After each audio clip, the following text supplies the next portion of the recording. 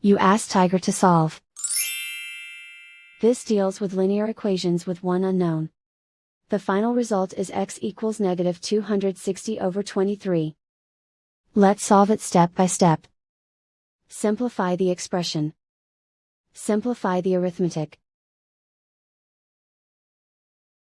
Group all constants on the right side of the equation. Add 260 to both sides. Simplify the arithmetic.